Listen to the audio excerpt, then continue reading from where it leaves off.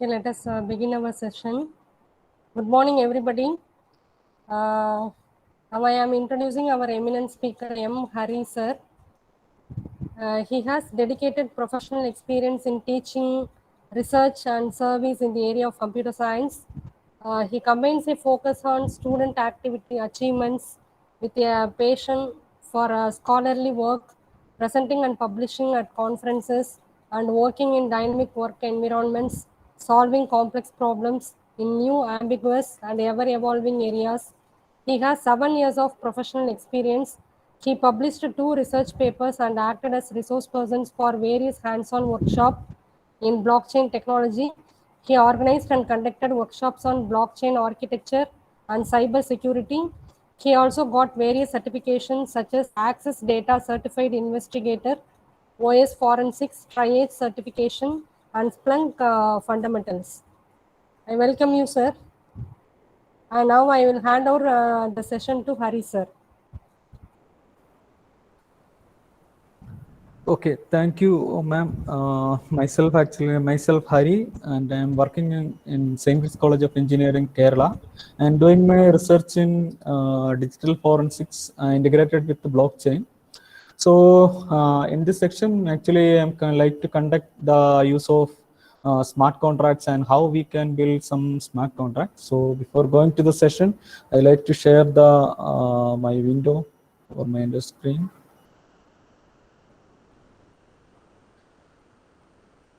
As my screen is visible to you?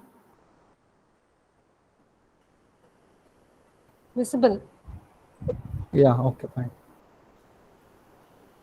So before going to the hands-on side, I will discuss something related to the smart contracts. What's a smart contract and how we can build the smart contract and what are the requirements for this smart contract. So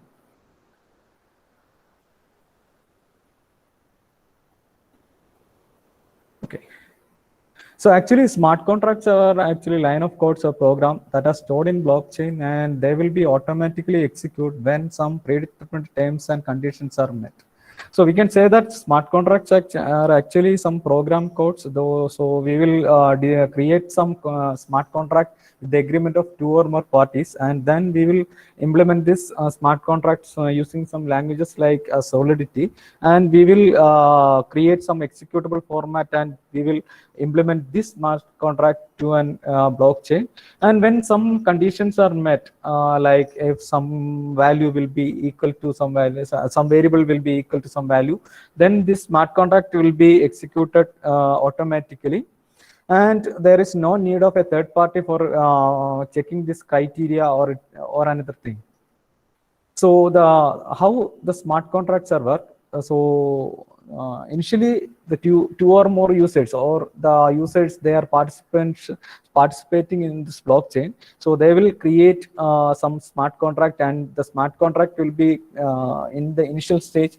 They will be created are the terms and conditions. Then this will be coded in a certain language like Solidity, and they will be deployed in a smart contract in the third stage bytecodes, and it will be implemented in some blockchain networks.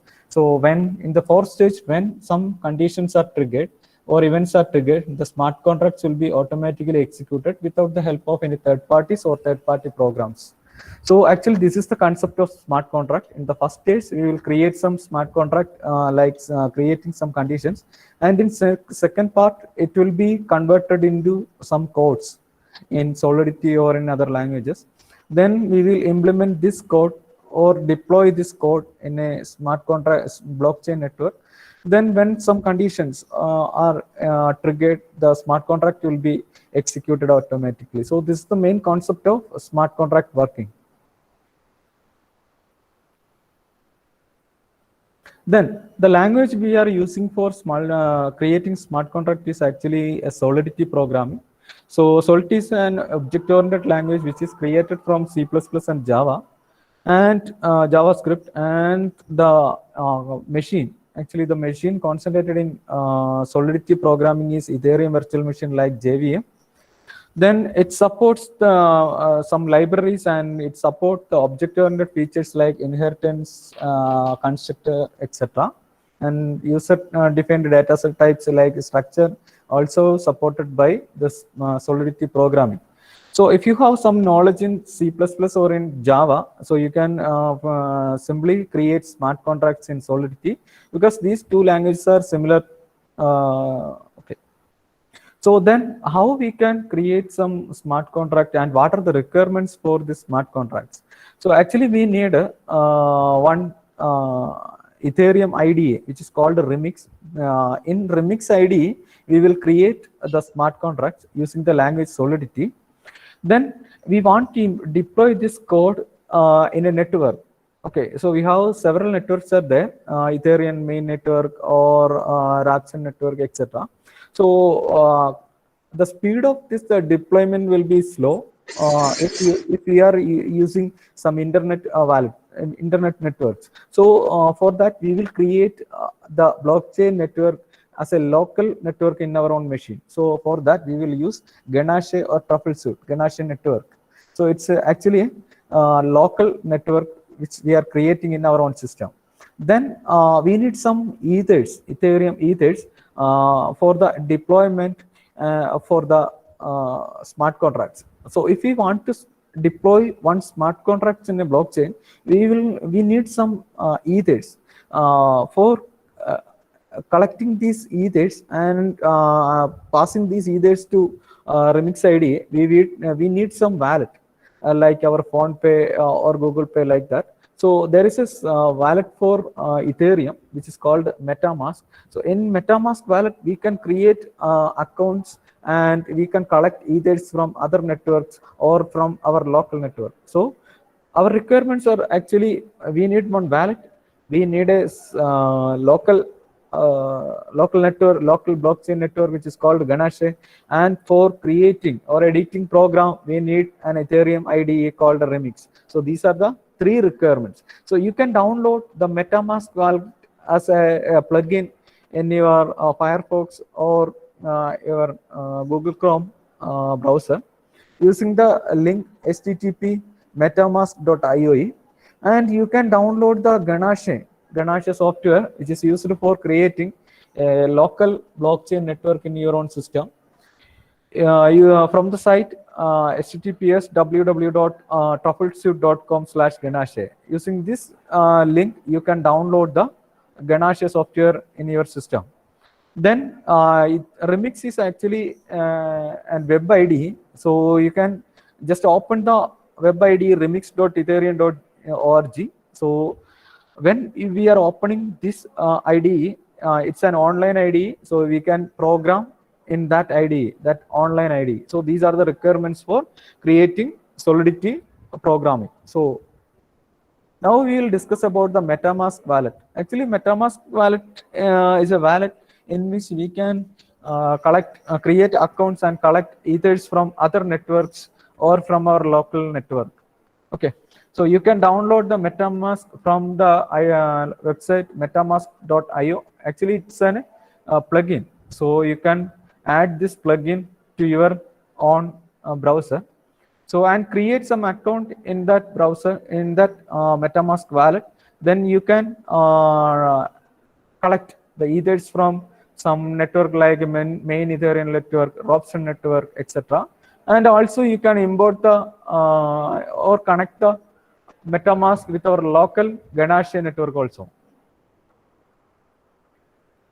So this is the front view of MetaMask. So when we are creating some account in MetaMask, so you can see that there is some account and you can choose the network from here. You can see that Ethereum main network. So there is some test networks are there. So you can collect the ethers from test network, but it will be some difficult in nature because they are collecting from the internet. So it's a slowly process. So we need some effort for collecting these networks. In some cases, we want to share the links in our social media like LinkedIn or Facebook. So that's not an easy process, and for a developer in part of developer side, so it's actually a tedious work. So we will create our own network in our system as local blockchain network, and we will collect the Ethereum from that network. So for creating that network, we can use the Ganache network. Okay, So we will see the actual plugin in later session. So this is the actual window of the MetaMask network. So now we will move to the Ganache network. You can download the Ganache network from trufflesuite.com. The software is available for Windows, Linux, or Mac OS. So you can download the application from internet, and you can install in your own system. So this Ganache is actually used for creating a local blockchain network in your own system. So now we will move to the hands-on part. Actually, we are concentrating in hands-on part. So I will initially create some smart contracts, and then I will show how to compile this smart contract and how to deploy this smart contract, and how we can create some wallet, and how we can add some ethers to our wallet, and how we can implement the Ganache network in our system. So these are the main parts we are discussing in this session. Okay.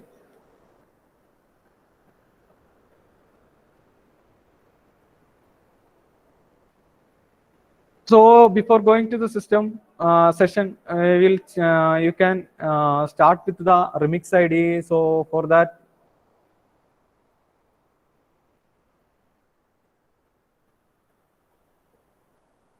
okay, so you will go to Remix ID, search the Remix ID in network. So you can see that the first link, remix.ethereum.id. So this is the link for Remix Ethereum ID in ID. Okay. From that, you can choose some options are there. Currently, we are using the Solidity programming. So you will choose the option Solidity. Okay. So this is the Remix Ethereum ID. It's an online ID. We can create our contract using the language Solidity in this Remix ID. Okay. So next we will discuss about what are the menus available in Remix ID. So first one, the files. So in this section we can create our own files or our own projects, or we can import the projects from the local machine. So from you can see that this menu is used for creating a new file. Then this will be using for creating a new folder. And next one, we can publish the content in our GitHub network. Then next, we can import the import the files, Solidity files from our local machine. Solidity files like Solidity folder or Solidity files. Okay. So before going to the session, I will tell that one thing. So the extension for the Solidity file is .sol. Okay, like our Java. Here the extension is actually .sol. So we will create it as file name, for example, my program .sol. So when you are creating such a file, you will get a window like this. Okay, so this is the concept of Remix ID in case of the menu file. So now we will move to the compiler session. So there is a lot of compilers are there. So there are a lot of compilers are there, and the latest version is compiler 0.8.7. Okay, and the stable version is 0.8.1. You can choose any compiler, and you will mention the compiler version when you are coding the Solidity code. Okay, then choose the language as Solidity. There are UL and Solidity are there. So you choose the language Solidity. Then compiler versions are available. EVM versions are available. So you will opt the version compiler default. So these are the terms related to the compiler part. So now, already we discussed about the file part, how we can create file, and how what are the features of the compiler. So now we will move to the deployment part. So there are environment like JavaScript VM, JavaScript VM Berlin, injected Web3, and Web3 provider. So there are 4 options are there for the environment part. Then we can import some account from our MetaMask wallet when we are connecting this Remix ID with our injected web with our MetaMask wallet using the environment injected Web3. So then the account which is available in MetaMask will be automatically come to this part. Okay. Okay, so these are the features of Remix ID. There is one for writing the program. You can choose the file option. Then we will go to the compiling part, and then we will go to the deployment part. Okay, so these are the features of Remix ID. So now we will move to the Remix ID part. Sorry, MetaMask part. So when you are opening MetaMask, it's a wallet like PhonePe or Google Pay. You can create accounts here, and you can add the accounts from or import the accounts from other network also. So you can see that there are a number of networks we can connect. One is Ethereum main network. Second one is local host network. Local host network means the network which is implemented in our own system. Third one is a test network which is called a Ropsten test network. Next one is Covan test network, Ringd test network, Goerli test network. Okay, so these are the networks available in MetaMask wallet. So actually we can collect the Ethereum from the Ethereum main network, but we want to give some money, like some dollars to the Ethereum main network for collecting the Ethers. For collecting Ethers from test network, they're actually free of cost, but there is some limitation. We can collect 5 or 6 Ethers from these test network. These test Ethereum, these networks support for collecting networks free of cost, and these Ethers can be used for deploying the contracts in our blockchain. So currently, actually we are using here the localhost network. So for accessing hello. Okay, so for accessing the localhost network, initially we want to implement some localhost network in our own machine. For that, we want to implement the Ganache network here. So currently I am using an Ubuntu system. So you can download the Ganache network for the Windows system or Mac system. So I am using my Ubuntu system. So I download the Ganache version for my system. It's Ganache 2.4 and it's a Linux version, and it's based on 64-bit. So I run the application here. It will take some time to start the network.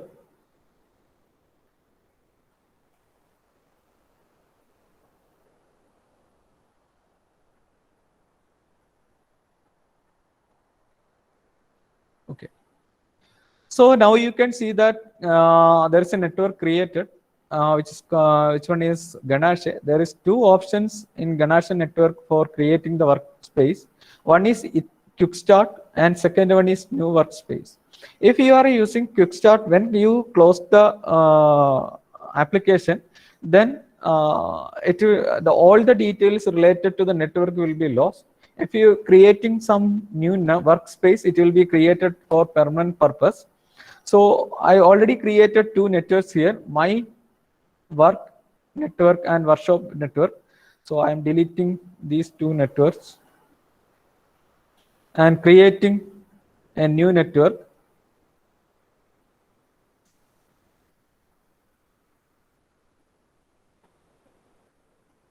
Okay.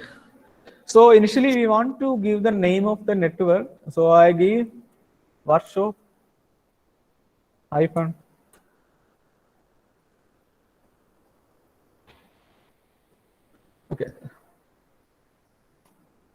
workshop ITTR. Okay, so I create a new network, new workspace here. So I save the workspace. So when I'm creating a workspace, I will get 10 accounts. 10 accounts, each of them with have 100 Ethers here. So I am creating a workspace here with the 10 accounts, and each account contains 100 Ethers. The address of the first account is actually this one: 0xA9F82778T FC229D 6D6C etc. up to F18. So this is the address for the first account, and the address for second account is 0x2 20C2 A96080, etc. Then each account have 100 either are here. Then you can see the private keys. Okay, so this one represent account address represents the public key, and the private key is denoted here. The private key is DCC 883593, etc. So these are the 10 accounts which are available for our testing purposes or our deploying purposes. We cannot sell these ethers to another ones. Okay, so this is the concept of how we can create some workspace in our Ganesha network. Okay, so now we can import this account, the first account, to our MetaMask wallet. Okay, in order to import the account to MetaMask wallet, initially we want to switch the network in MetaMask wallet to localhost 8545, and then we will move to the Ganesha and go to the server and change the port number. Initially, when you configure initially, then the port number will be 7545. So you change the port number to 8545. Okay, so look at this. Initially, when you are configuring the Ganesha network, the port number will be 7545. So you change the port number to 8545. Then only you can import the account from Ganesha network to the MetaMask wallet. Okay, so I now like to import the ethers from, or the account from, localhost to the network, to the MetaMask wallet. So for that, here you can see there are some accounts are there. So I have already created 13 accounts here. So now I like to import one account from our Ganesha network. So for that, we want to paste the private key string here. For choosing the private key, I want to import this account, the first account. So go to the private key section and copy this private key, and then paste the private key in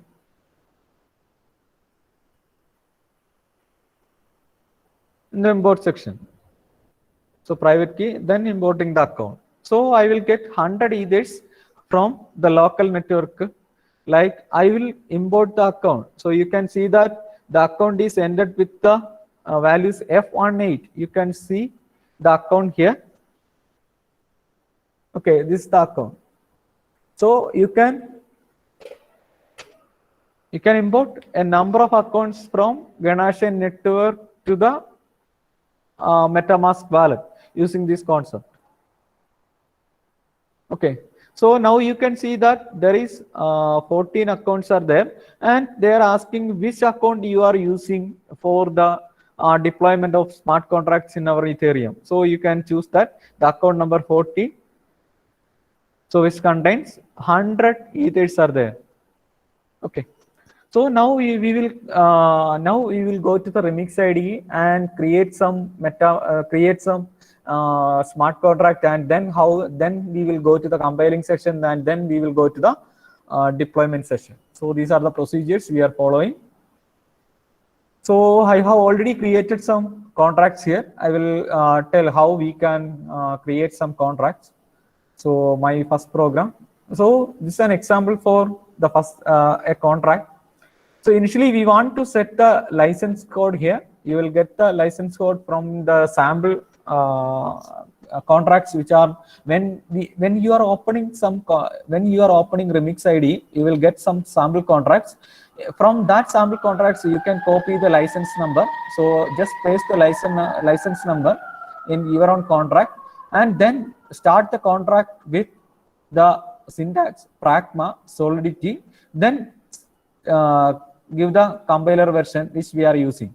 So if we are giving the compiler version 0.6.6, so you can compile all the files with a compiler version of 0 up to 0.6.6. So above the compiler versions, you cannot compile using this if you are using this code.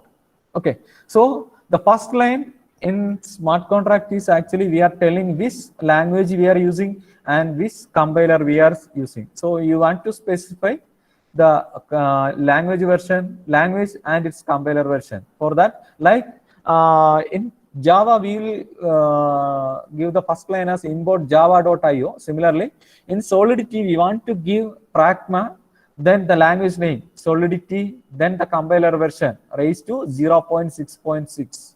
Okay, now we can move to the code part or the contract part. Like Java, in Java we create all the codes in part of a class file, class. Similarly, in smart contract, we create all the codes in part of a contract actually. So for creating a contract, the syntax is actually contract, the keyword contract, then the contract name. So in bracket, you can create functions or variables like this.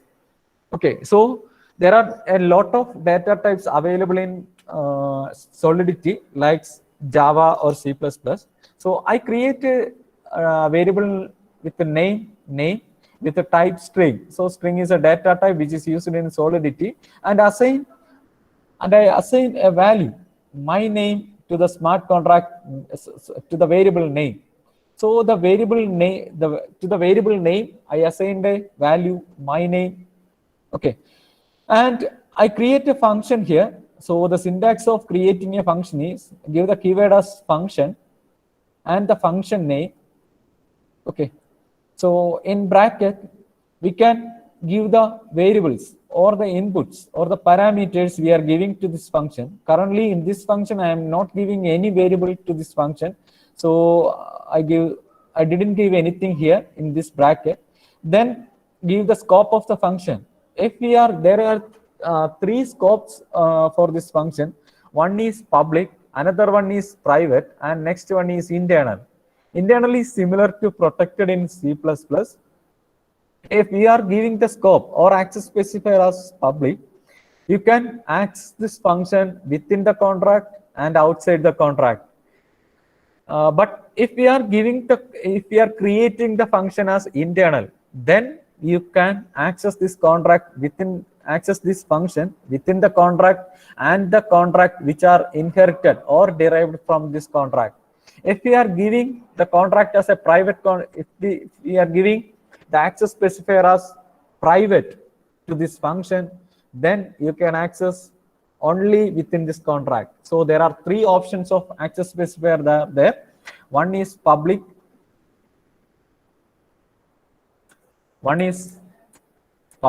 next one internal, and next one is private. So three options of access specifiers are available.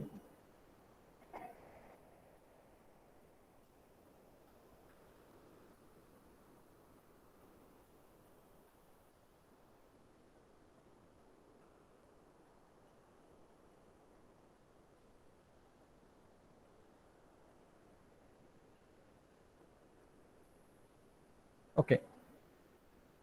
So three versions of available access specifiers are available here. So if we are giving the access specifier as public, so then in that case, the function can be accessed from the contract and outside the contract. If we are giving it as internal, then we can access the contract from this contract and the contract which is derived from or inherited from this contract, and third category is private. If you are giving the access specifier for this function as private, then you can only access the function from this contract only. So here I am giving the function as a public function. So in this case, this function can be accessed from within the contract and from outside contract. So then the next word is view. View means this function actually return something and never modify anything from this function. So that's why we will give it as view function. Then give the keyword as returns, and in this section represents which kind of value this function returned. Okay, so returns in bracket specify which kind of value you are returning from this function. So these are the syntax of actually a contract. It's a simple contract which contains one variable and one function. The variable name is name and it contains a value my name, and it contains a function called a display, which is a public function which didn't receive any inputs and which returns one value which is of type string. Okay, so now I will go to the part. I already created some contract. Now I will go to the compile part. So you want to choose the language. You want to initially choose the compiler version. I choose the compiler version as 0.6.6. Okay. Now I compile the code here. If there will be any error, you can see in this section. So currently there is no error in this program. If I create some error and I compile the code, so now you can see that some errors are in this code in the line 9, and you can see the description about the error. So here the error is expecting some semicolon, but actually giving the wait function. So here is some errors are there.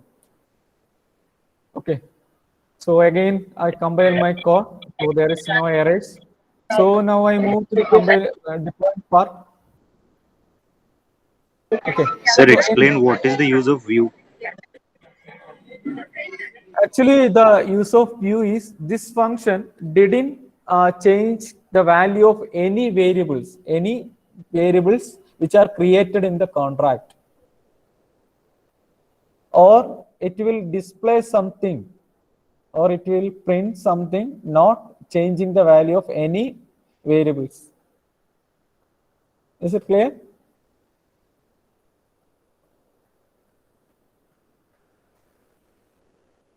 Hello? Yes, sir. Yes, sir.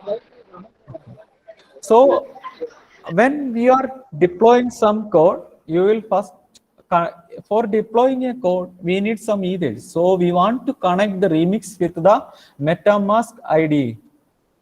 So for that, you will choose the option injected Web3 here. Okay. So now you can see that the account will be, you can see the account here, which is ended with its address start with 0xA9 and end with F18, and it contains 100 ETHs. So I will move to the MetaMask part and check whether the address is correct, and it contains 100 ETHs here. So you can see that the address is this address is come here in the account part, and it contains 100 ETHs. So we can move with the MetaMask and Remix ID. So now you will go to the deployment part. So for deploying is actually considered as a transaction. So we want to give some ethers for the deployment, a slight ether, not a number. It's actually its gas value is 0.0.32, means that 0.0032 ethers are collected from the from this account. Okay, I will give the confirmation here. So now you can see that in this account, the balance ether is 99.996734 something. So balance ether is actually used for deploying this code in the local blockchain network. Okay. So now you can see the deployed contract here. Okay. And you can see that there is one function. If something which we are creating in public with the public access specifier, you can see these variables and functions are here. Here only one thing is public in nature. You can see the function name here. So we can click or call the function display, then you can show the output. So the variable, the function display returns some variable name, and its value is my name. Okay, is it clear? Any doubts?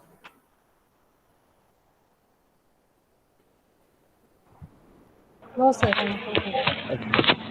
Sir, excuse me, Yeah. sir. Sir, if we get insufficient balance in MetaMask, then what can we do, sir? We cannot deploy the contract. Okay. Actually, deploying of a contract is a transaction, so it will need sufficient amount of ethers. That's Okay, why sir. Okay, I sir. already connected the MetaMask with my local blockchain network Ganache. So from Okay, that sir. Okay, Ganache sir. network, I collect 100 ethers for the testing purpose. Okay. Okay, sir. Okay, sir. Thank you.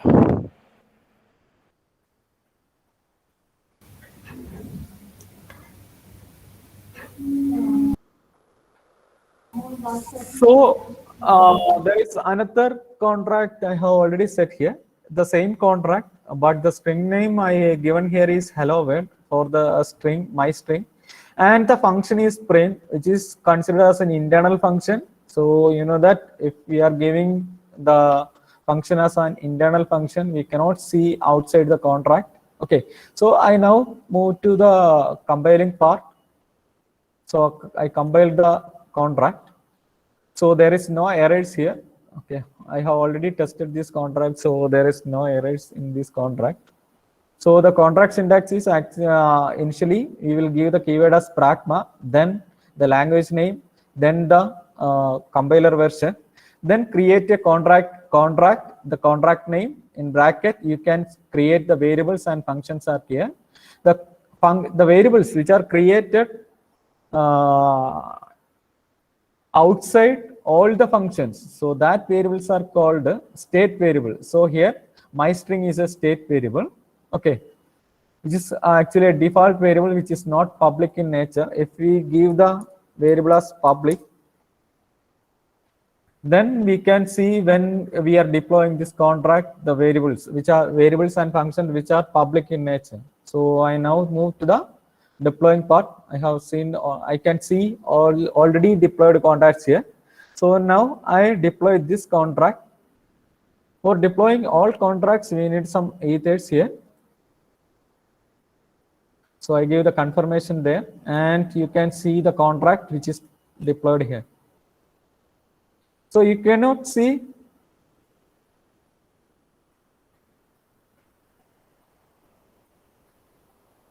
okay, you can see the function here because the function is actually internal in mode, so you cannot see the function. If we are changing the function from private to public, so then you can see the function outside the contract itself.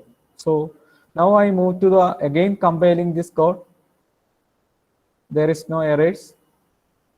So I delete the last contract and again I deploy the contract and give the confirmation. So when you are checking this contract here, when you are moving to the deployed contracts, you can see that there is one string and one print function are there. The function is print and the string is my string. I call or I am accessing, I am checking the value of my string. It's shown that the value stored in my string is hello world. And when I'm calling this function, I can see the function here because the function is with the access specifier public. If the access specifier is internal, we cannot see the function. So here I'm giving the access specifier as public. So we can see the function here. And when I'm calling this function, you can see that the value returned by the function is hello world. Okay, so these are the difference between public and internal access specifiers. Okay. So now I move to what are the data types which are available in Solidity. So there are several kind of data types which are available in Solidity. They are, first one is string. We already seen that. Next one is int. Int is actually integer type. For a variable with the data type int, we can store the integer type of variables. And unsigned integer also there. So next one is unsigned integer with a size of 256 bits. Then its name is actually y. Then the next one is set variable. with the type Boolean. Boolean can store either true or false. Then another new data types is available in our Solidity, which is of type address. So for a variable with the type address, which can store the address of an account. I create a function here. The function, its name is check address, which is of type public, which will not return any value and which will not receive any parameters here. So actually this function will modify the value in variable user address. The user address is actually of type address, which can store some address. So in function check address, the value in variable user address is changed with message.sender. Message.sender means the account which actually deploying this contract is called message.sender. So now we can move to the compiling part. I compile the code as code here. There is no errors here. So I will move to the deployment part. Currently there are no contracts deployed here. So I deploying this contract.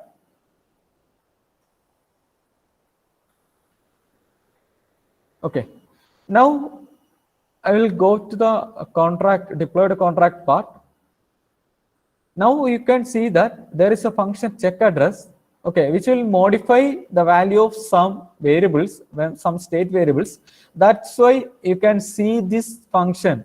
Okay, so this part as in color yellow, and there are some public variables are here. My string you can see here, y you can see here, then z you can see here, and user address. You cannot see the variable x because x is not a public variable. It's actually a private variable. You can see the variable x inside the contract only. Okay, so these are the variables and functions that are available in our contract. So only public content will be displayed in the deployed part.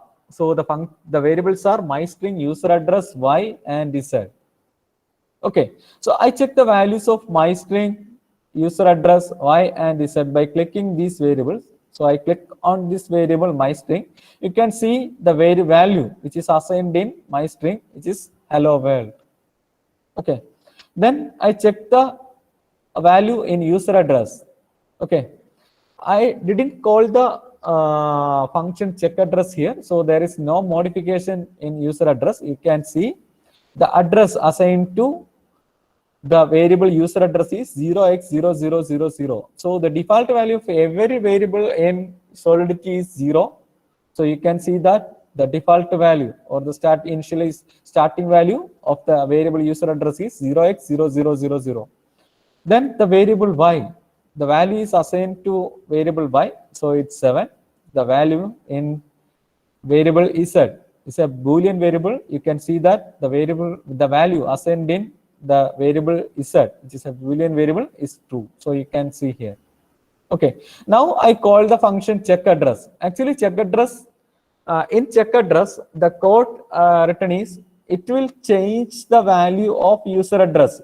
User address is actually a state variable. If you are modifying the value of a state variable, it will be considered as a transaction. So when we are calling this function, so we need some transaction because the content or the value in a state variable is modified. The state variable in check address is user address, which will be modified. So it will be considered as a transaction. So we will want to give some ethers for this transaction.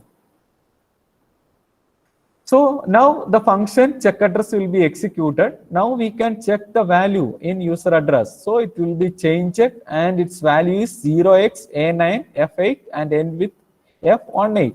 You can see the account we are using for deploying this account is started with 0xA9 and ended with F18. So its address is actually shown here. Okay, so if we can differentiate the function which are changing or needed some transaction and not needed some transaction with the colors. If the color of the function is actually yellow in color, we can this mention that this function will change the value of some state variable. Okay. So is there any doubts?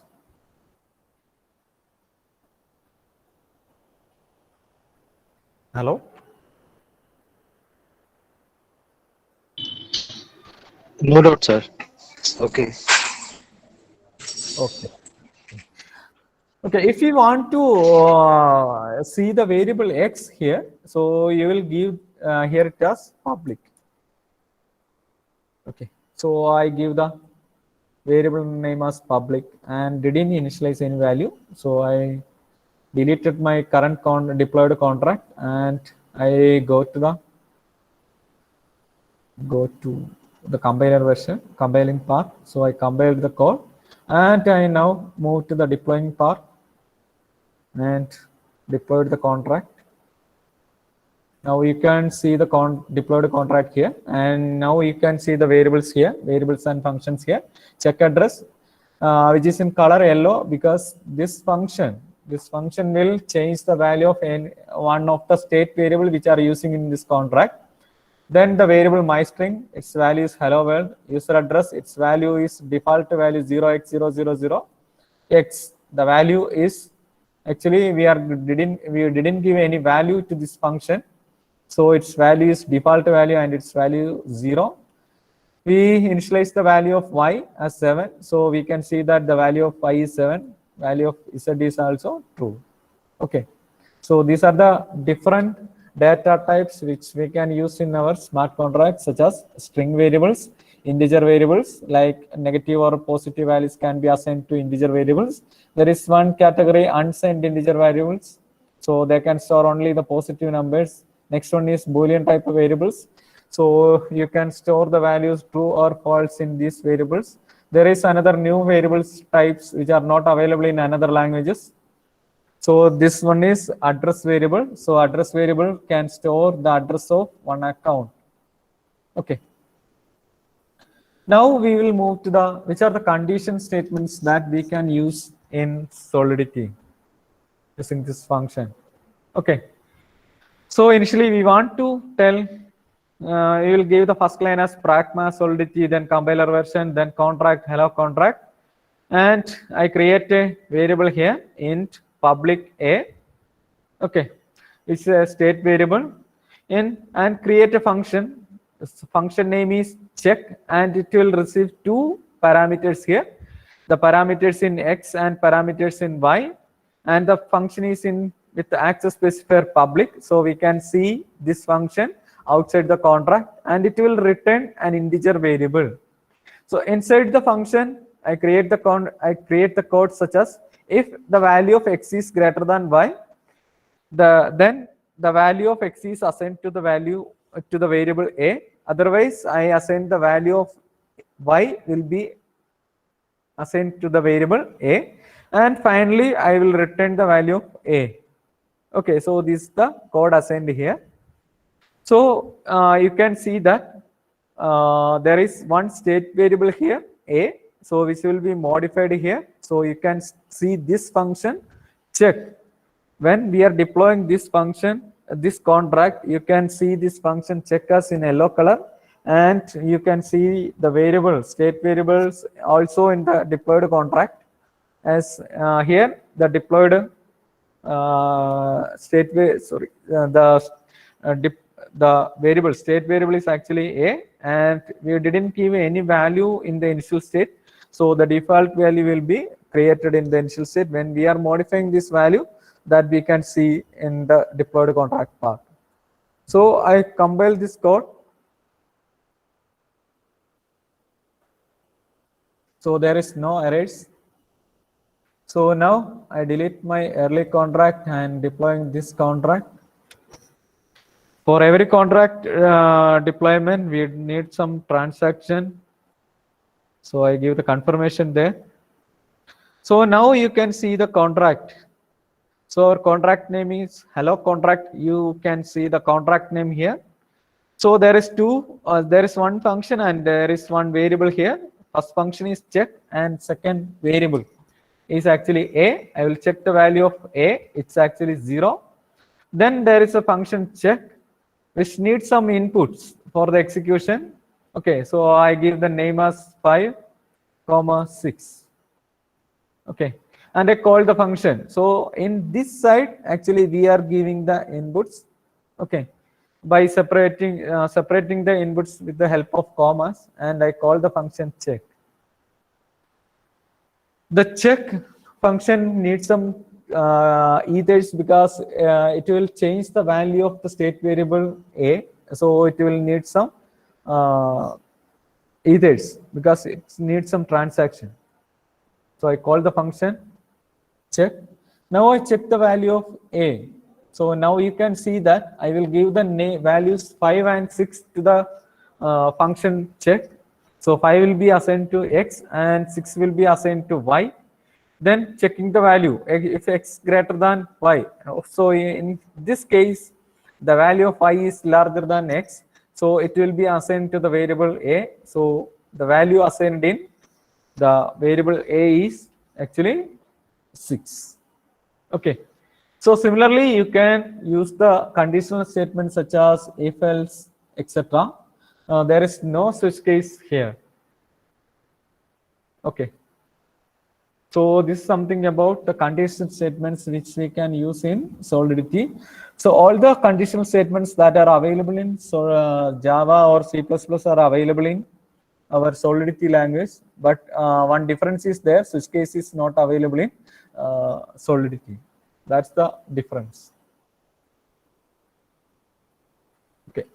Now I move to the what are the loop statements which are available in Solidity. Okay. So similar to Java or C++, the loops such as for loop and while loop which are available in Solidity also. Do while is not available in Solidity. Okay. So here I am using the loop in this program. Here I created two functions are there. One is sum and second one is factorial. The function sum actually using the loop, for loop actually using in the function factorial. I'm using the function, I'm using the loop, while loop. Okay. So in the function sum, I like to calculate the sum of the numbers 1 plus 2 plus 3 etc. up to n. For this, I give the code as for. I created two state variables here, s and product. I give the initial value of s as 0 and product as 1. And there is a variable called a name and its value is assigned as hi. Okay, so there are three functions are created here. First one is sum, second one factorial, and third one display.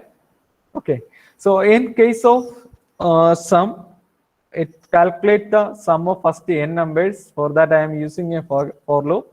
So in the I equal to 1, I less than or equal to n, I plus plus, s equal to s plus I, and return s. So this is the code created in the function sum. And in function factorial, actually I am using this function for calculating the factorial of the number n. So this one is using the concept 1 into 2 into 3 into etc. up to n. So here I am using the loop such as while loop. This one is similar to the loops which are created in Java or C++. Okay. Then another function is here, which name is display, which will not change the value of any state variable.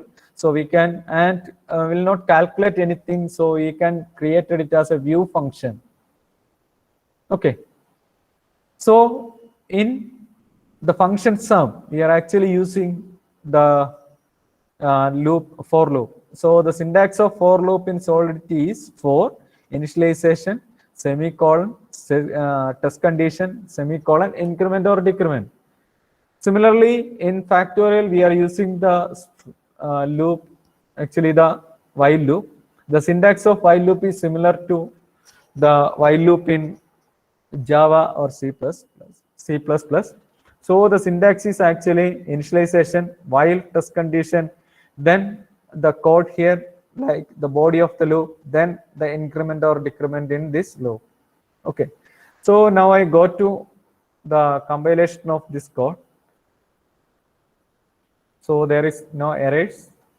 So I move to the deployment. When I am deploying this code, you can see that the deployed contract here, the my contract. Actually, I gave the contract name as my contract. You can see the name here, and the account, which is deploying this contract, also seen here. So you can see that there are 4 variables, 4 state variables are created here. Okay, they are 3 state variables are actually I am created here. They are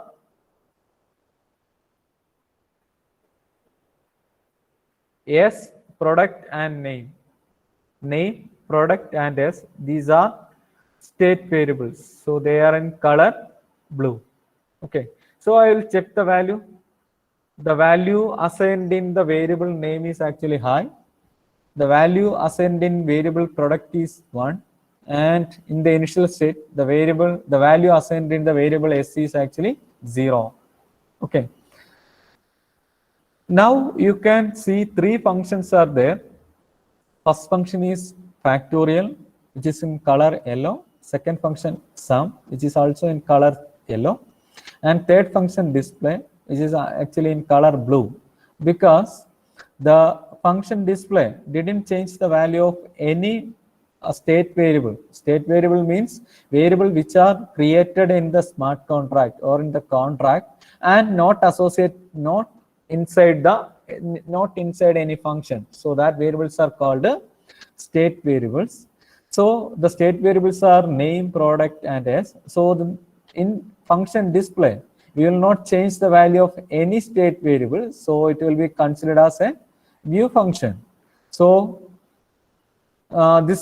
calling the function display didn't need any ethers. So we will not need any transaction for calling this function display. So I call this function display. You can see that the display will not change the value of any state variable. So you can see that it will show the value high for the string, and it will return the value of name.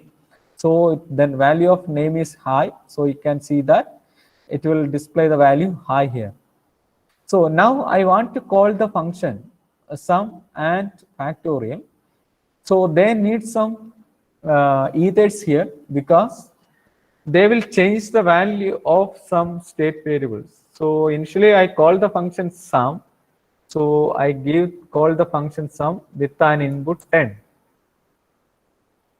Okay, you can see that the function sum will change the value of the state variable S. So it's needed some transaction. So you can see that now I'll check the value of S. So its value will be changed to 55, because the calculation will be happen here 1 plus 2 plus 3 plus etc. up to 10. So the value will be assigned in S and it will be shown here. The value of S will be changed from 0 to 55. Now I call the function factorial with an output 5. So it will also change the value in the state variable product. So it needs some transaction here. So I give the confirmation here. Okay. So now you can see that the value in product, actually in the initial state its value is 1. Now you can see that the value is modified as 120. Actually the modification is happened in the function factorial. That's why it is considered as a transaction and it needs some ethers. But for the function display, there is no modification of any state variables. So that's why it is represented in blue in color. Okay, is there any doubts? Is it clear?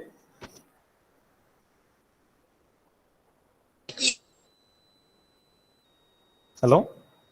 Participants, any doubts? Hello. Yes. Yeah, sir. Display is also a function. Yes. But in the deployment area, the color of display function is blue. Yeah. and the other function color is orange. Yeah. Why is it so? Because in function factorial and in function sum, there actually in these function sum the value in state variables are changing. You can see that in function sum, the value in the state variable s. Okay, so the state variable s is actually modifying. So we need some transactions there. That's why its color is actually yellow in color. So the function which needs some transaction or which will modify the value of any state variable, so that functions will be shown in color yellow. So that's why the function factorial and function sum will be shown in yellow color, and the function display, which will not change the value or modify the value of any state variables. That's why it is represented in the color blue. Is it clear? Yeah, okay. Yes, sir. Any other doubt? Yeah. So one more thing. So most of the loops and conditions, is it exactly similar like C Yeah, and Java? yes. Ac- Then why we are going for Solidity? Actually, the Solidity language is specifically created for this smart contracts, because in C or Java there is no data type such as address. Okay. Actually, this language is actually developed from C, C++, and Java, purely object-oriented language. In case of Java, we will create all the contents, all the functions and variables inside some class. But in case of Solidity, we are actually creating all the codes inside some contract. So in Java, the class is replaced by contract keyword in Solidity. Okay. Okay, sir. Thank you. So next we move to how we can use arrays in Solidity. Okay, so you can create the array in Solidity with the syntax array type, then square bracket, then the arrays specifier, access specifier, then array name equal to new, then array type, then square bracket, then the size of the array. So this is the syntax of creating one array in Solidity. So the syntax is data type, then square bracket, then access specifier, whether it is public or internal. Then the array name equal to new. New means it is actually creating dynamically. Then the array type, data type, then in brackets only specify the size of the array. If we are just creating an array, if we can initialize the array like give this code in bracket, give the values as 1, 2, 3, 5, 7, etc. up to 9. Okay, so we can initialize the array like this, replace this code with this content 1, 2, 3, 5, 7, 9, etc. The first value will be stored in ARR of 0, second value will be stored in ARR of 1, third value will be stored in ARR of 2, etc. Okay, so total number of elements are 100. The first element is actually ARR of 0 and last element is ARR of 19. But in case of C++, actually we are creating the array like this int A of 100. But in case of Solidity, we will create the array with the syntax array data type, then square bracket, then access specifier, then array name equal to new data type, then square bracket. In normal bracket, we will give the array size.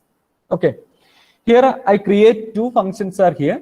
One is add element, which is used for adding one element to the array, and second function is used for finding the finding the sum of elements in the array.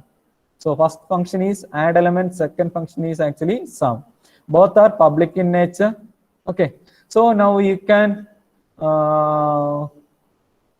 I will discuss about the concept of this function, the add element. When we will get an element as parameter this function, so ARR of count. Actually, count is a state variable which is used as an index for this function, this array. So ARR of count.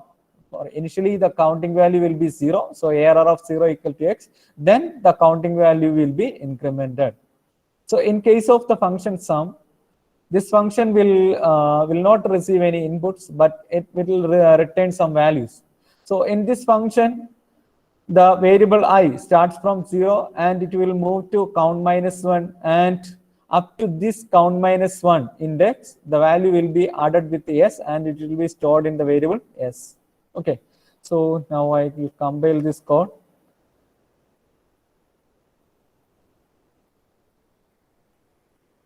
Now I will move to the deployment part. Need some transaction. So I'll give the permission for the transaction. Okay. So now you can see that there are actually two functions are there. One is add element and sorry, three functions, two functions are there, add element and sum, and three variables are there, ARR, count, and sum. ARR is actually an array, so we can give the index value here. Then the value in the particular index will be shown when we will click on this ARR value. Okay, so you can see that the ARR of 0, I check the value of ARR of 0, its value is 0. ARR of 1, its value is 0. ARR of 2, its value is 0. So we create 100 variables here.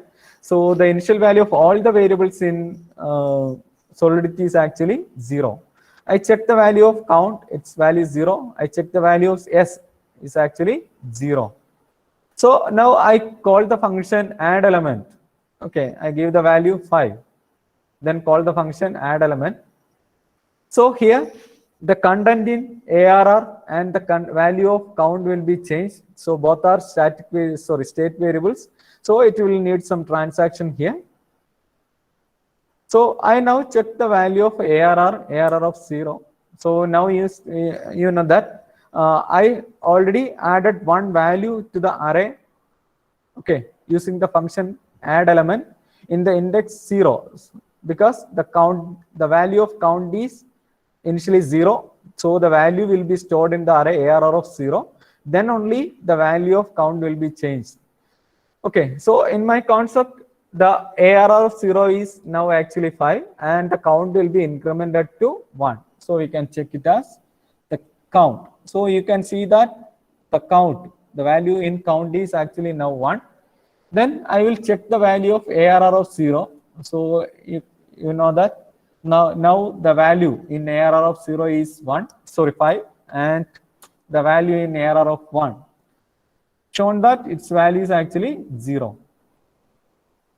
Okay, so now I want to add one or two or more element to the array. So I call the function add element. Okay.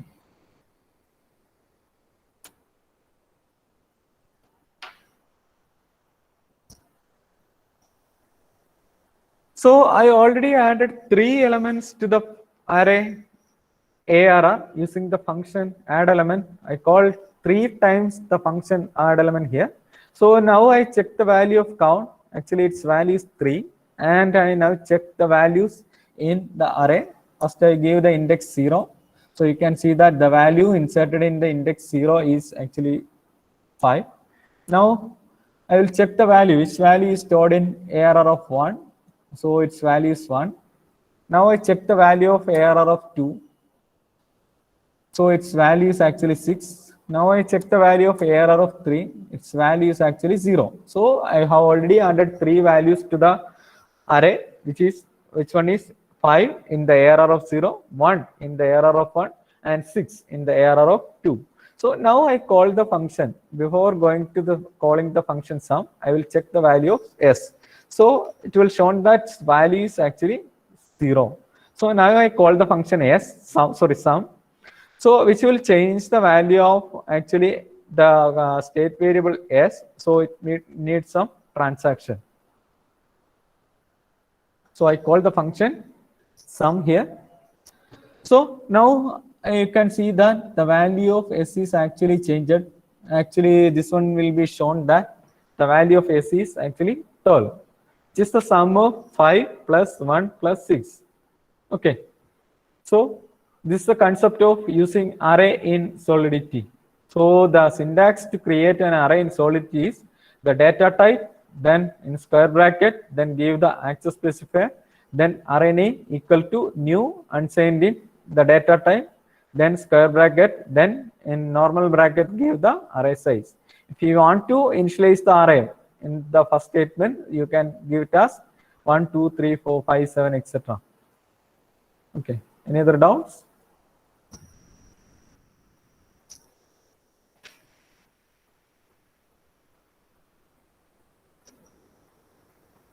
Any Any doubts doubts? from participant side?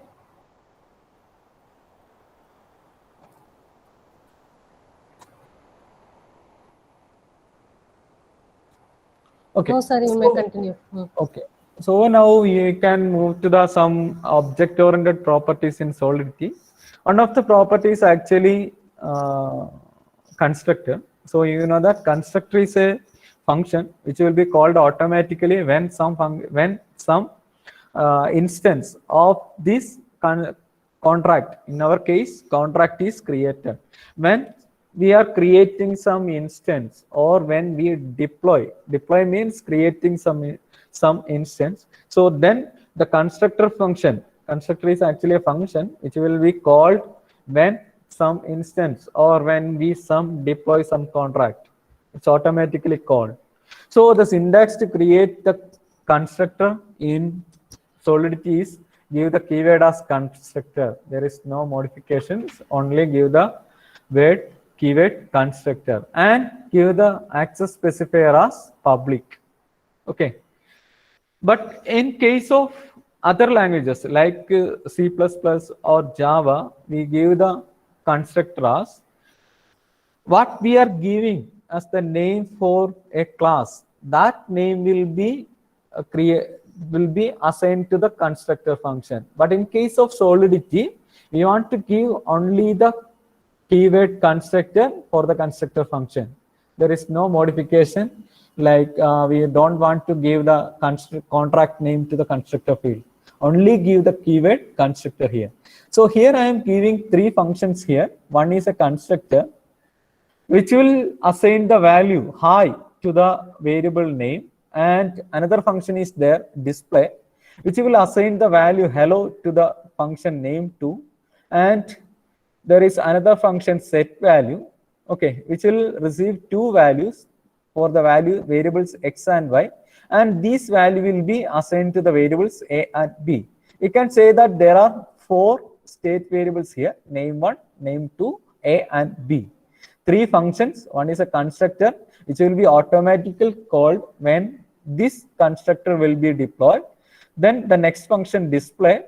Okay, another function is set value. Display and set value are of type normal type functions, but the other function constructor is a special function which will be called when the when the contract will be deployed. Okay, so I will compile this contract. There is no errors. So now I move to the deployment part. So I deploy the contract here. So it will need some ethers here. So now I move to the what are the variables and functions which are available in this contract. So we have actually 3 functions are there. One is a constructor function, second one is display, and third one is set value, which is display and set value are normal functions, but the function constructor is a special function.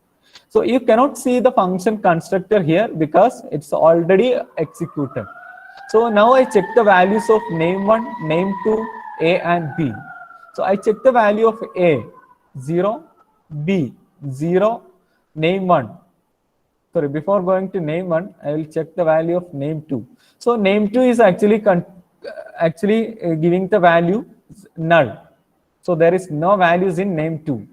Okay. So and now I check the values of name1. So name1 will give the values high, because when we are deploying this contract, the function constructor will be already automatically executed. Okay, that's why the value in name is given as high, but the value in name2 will be considered given as a null value, because the function display didn't call it, and the function set value is already this function set value is not called yet, and the function display is also not called yet, but the constructor is actually called itself when this contract is deployed here. So now I call the function display. It will need some ether, because it will change the value or state of the state variable name2. Okay, now I check the value of name2. So it's shown that the value in the string name2 is actually hello now. Before calling the function display, its value is actually null. Okay, now I call the function set value. For calling set value, I given the values 5, 6, and calling the function set value. This function is also needed some ethers, because it changed the values of the state variables a and b. So I given the permission for the confirmation. You can see that now the values in a is changed from 0 to 5, and the value in b is changed from 0 to 6. Okay, so for creating a constructor in Solidity, the syntax is just give the keyword constructor for the function, and it will be specified with an access specifier public.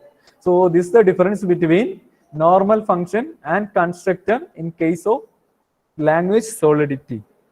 Okay. If you have any doubts, you can ask to me by unmute yourself. Okay, I think there is no doubts. So I now move to the concept of structure in Solidity. So you know that structure is a user-defined data type. We can create a structure with the help of hybrid types of data types. Okay. So here I create a structure here. The syntax to create a structure in Solidity is give the keyword struct, then the structure name, then create the variables here. I create two variables here. The first variable is name and second variable is ID. Name of type string and ID of type unsigned integer.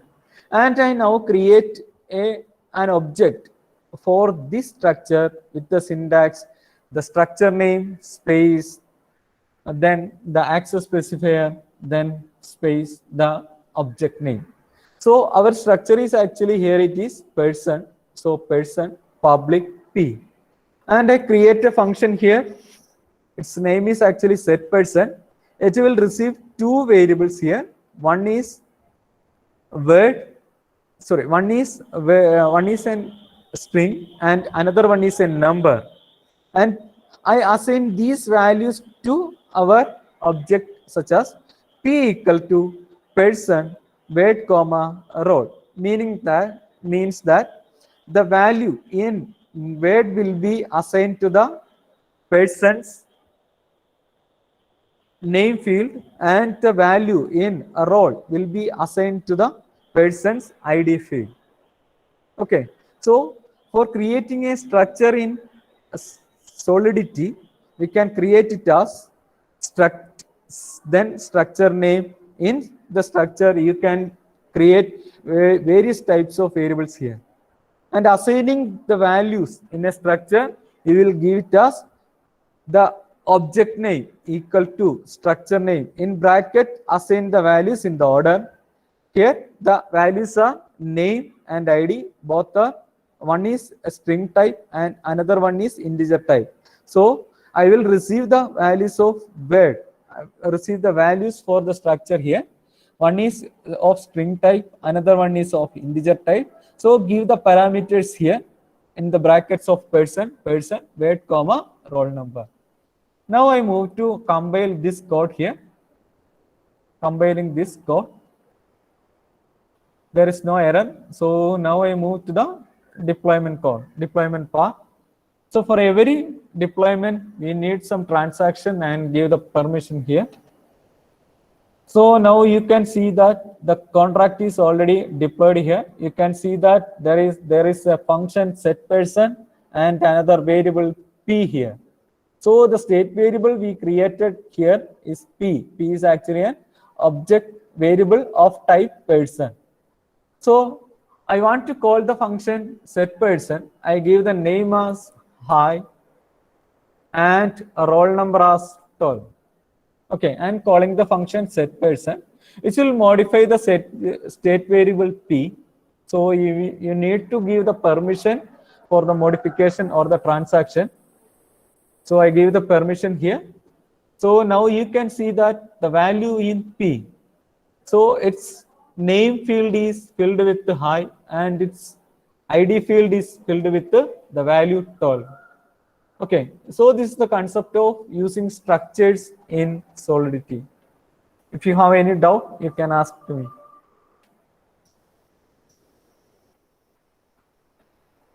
Any doubts?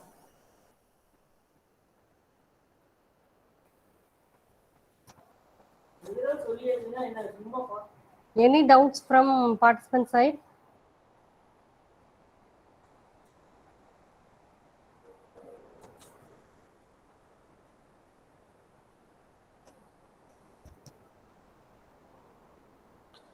Okay, so now Nothing.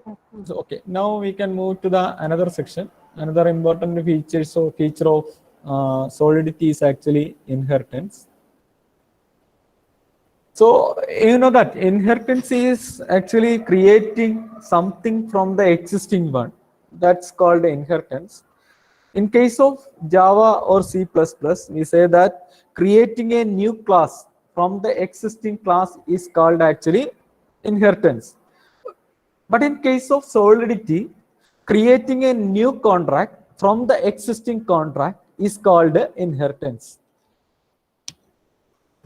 So inheritance means creating a new contract from the existing contract in Solidity is called inheritance. Okay, so I have created two contracts are here. Initially, I create a contract, my contract, with the two state variables. One is A and another one is B. And it contains a function read, which receives two integer values, x and y. And the values received in x and y will be assigned to the variables A and B. So this is the contract, my contract. So it contains two state variables, one is A and another one is B, and it has a function read which receives two integer values, and these values will be assigned to A and B. Okay, so now I want to create one contract from this contract. So the syntax is, we want to create, if you want to create a new contract or derive a contract from this contract, give it as contract, the new contract name. You can give any name here. Then use the keyword is, means we are deriving this contract from one another contract. So give the parent contract name here. So this syntax or this line represents that I am creating a new contract from the contract, my contract. So when we are deriving this, when we are deriving a new contract from the existing contract, the contents, the public contents from the existing contract will be derived to or will be moved to the new contract or the derived contract. So the public content in the parent contract or the base contract is A, B, and the function read. You can see that the A is of access specifier public, B is of access specifier public, and the function read, which is also in with the public with the access specifier public. Okay, so these three things, the content A, the variable B, and the function read. So these three parts will be moved to the automatically moved to the new contract. So I create one variable and one function in part of this new contract as a C. I create the variable C and a function sum. Actually, the use of this function sum is which will using the variables from the base contract or the parent contract A and B. So adding the variables A and B, and it will be stored in C and then return the value of C. So there are two contracts are here. One contract is my contract and another one is new contract. My contract is called the parent contract and the new contract is called the derived contract or child contract. Okay, I'm actually deriving the new contract from the existing my contract. So when we are deriving one contract from an existing contract, the public contents, all the public contents from the existing contract will be moved to the new contract, from to the derived contract. So now I will move to the compilation of this code. I compile the code, there is no error. Now I move to the deployment part. So when you are going to the deployment part, they will ask which contract you want to deploy here. You can deploy either my contract or new contract. Initially, I deploy the my contract. You know that the my contract contains two variables A and B, which are public in nature, and a function read here. So you can see that, you can see here the variables present here are A, B, and the function, which one is read. Okay, I check the value of A, it's a 0 because not initialized any value. Check the value of B, it's also 0 in nature. Then I call the function read. So I give the values as 5, 7, and I call the function read. So this function read will change the values of state variables such as A and B. So it will need some, transaction. So I call the function and give the permission for the transaction. Okay. So now I check the values of A equal to 5 and B equal to 7. So the facilities in my contract or the parent contract is actually the variables which are variables and functions which are created in that contract. Okay. Now I move to again deploying another contract. So actually there are two contracts in this function. So I now move to deploying the second contract. Its name is actually new contract. So this one also needs some transaction and I give the permission for this transaction. So now you can see that one another contract is deployed here. So two contracts are here. So in part of new contract, the variables present here is A, B, C, and two functions are there. One is read and another one is sum. So actually we create one variable in new contract. Actually one variable which is C. Actually we create C only here. But when we are deriving the contract from the parent contract, the public content from the parent contract will be derived to the derived contract. So the public content in the parent contract is actually A and B and read function. You can see that the content A and B which are come from the parent contract, also the function read which also come from the parent contract. Okay, so the only content for the contract, new contract is C and sum, which we created here, but the contents from the public content from the parent contract is actually moved from the contract, my contract to the derived contract. So I will now check the values of A 0, B 0, and C 0. Now I call the function sum. So it will change the value of C. So it needs some So now I check the value of C. So there is no modification. Now I call the function read with the input 5 and 8 and call the function read. Okay, and give the permission. So now I check the values of A, it's 5, and B, it's 8. So now I call the function, now I check the value of C, though, so there is no modification in C. So now I call the function sum and check the value of sum. Check the value of C. It's shown that its value is actually 13. So this is the concept of using inheritance in Solidity. So there is only one difference between Java and Solidity. In Java, we use the term or the keyword extends, but in case of Solidity, actually we are using the keyword is for derivation. Okay, so this is the concept of inheritance in Solidity. Any doubts?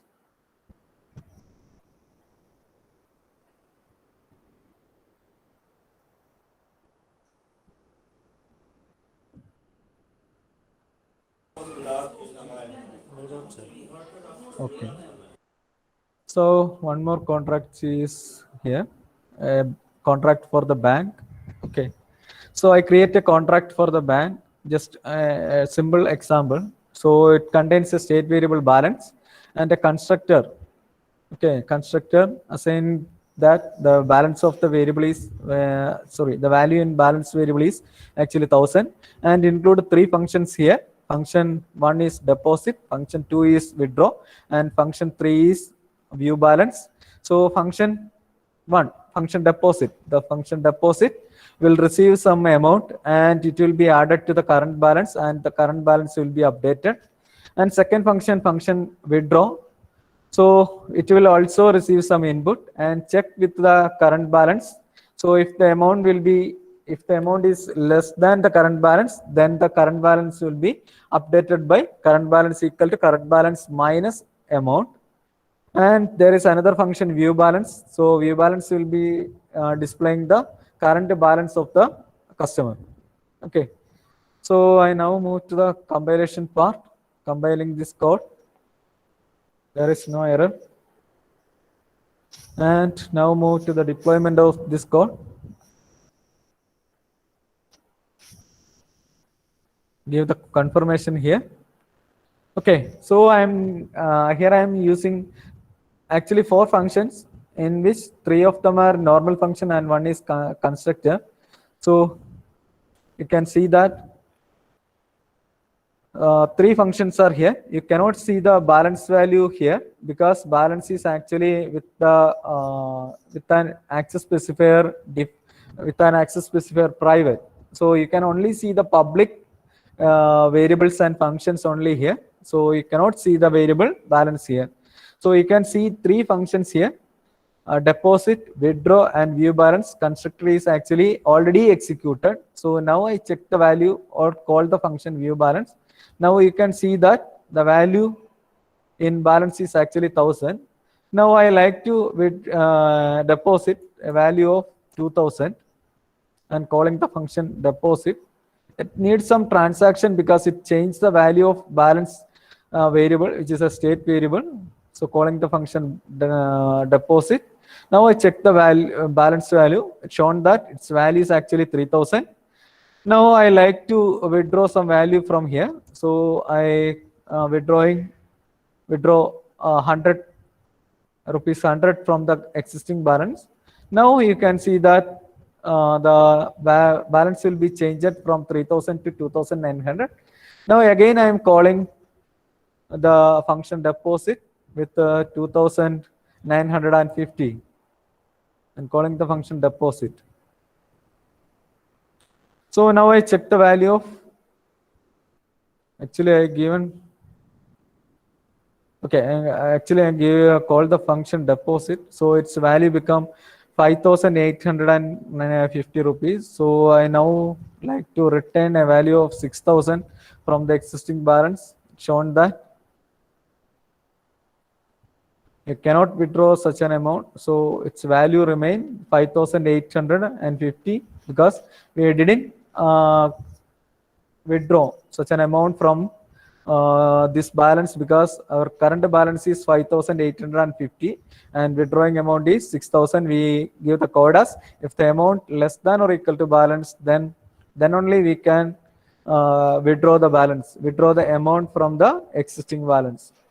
Okay, so this is actually a simple code for the bank transaction. So this is all about the basics of Solidity programming. So you will try in your own system. If you have any doubts, you can ask to me using my mail ID or my phone number. Okay. So actually my mail ID is hari.m@saintchris.org. You can send message at any time to me. Sir, one Abdul Rab sir asking one query. Yeah, ask. See it in the chat box, sir. Okay, fine.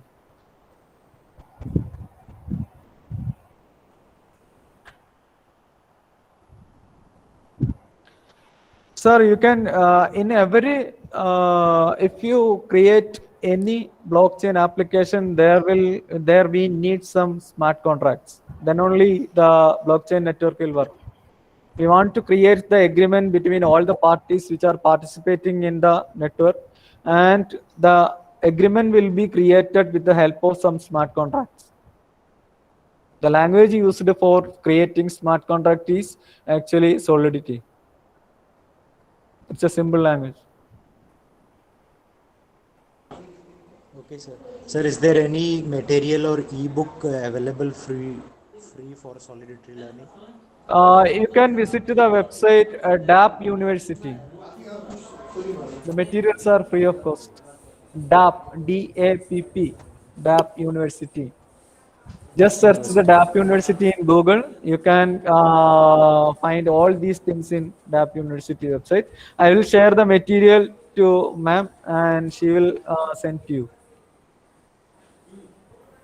about the syntax and what are the features in Solidity. Okay. Any other queries? Next one is what about smart contracts and Hyperledger Fabric?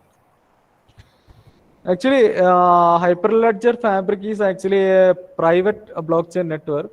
Ethereum is a public blockchain network. So for every blockchain network, we need some smart contracts.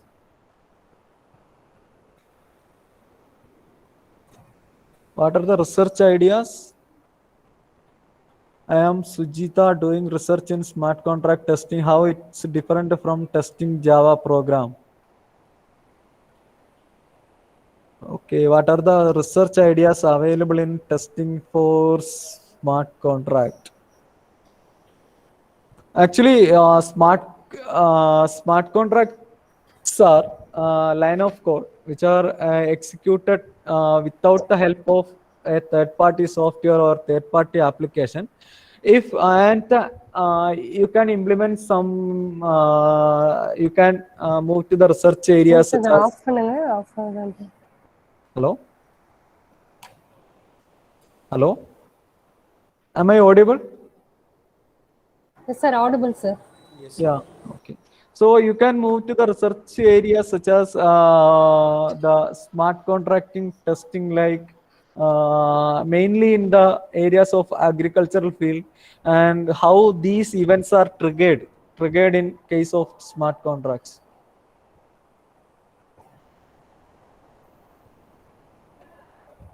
Okay.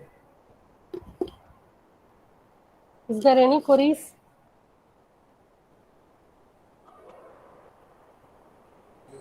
Sir, for Any preparing a feedback? smart contract. Yeah. Yes. So for preparing a smart contract, that the Solidity is enough, or we need any other applications?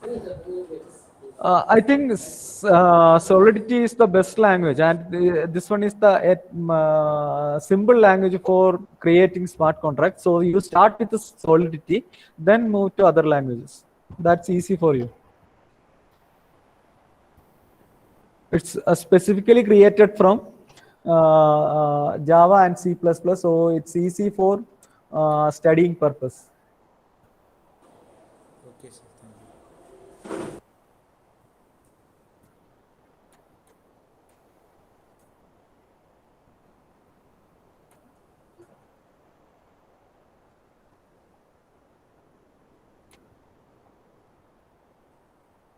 Okay, ma'am, can you wind up? Okay, sir. Thank you, sir, for your wonderful and informative session. From your session, we have known about Solidity concept, MetaMask wallet, Ganache network, Remix Ethereum IDE, and different testing networks available. And we know about that is how to create and implement smart contracts. Your hands-on sessions on creation of wallet, Ganache network, and smart contract, and how to deploy and running of transactions, wallet and smart contract. Everything is really useful, sir. Thank you, sir. Thank you. Thank you, ma'am. Thank you. Any feedback from participant side?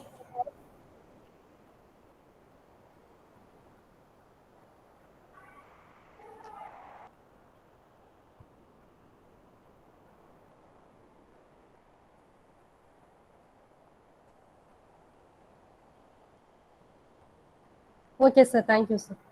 Okay, ma'am. Okay. Thank you. Thank you.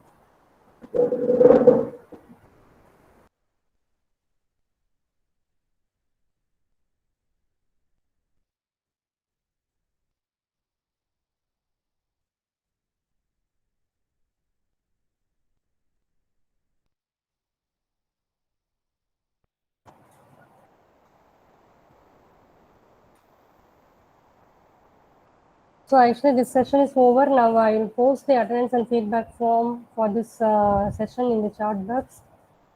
So participants may leave the session and join for the next session 3 at 2 p.m. Thank you all. Now you may leave the session.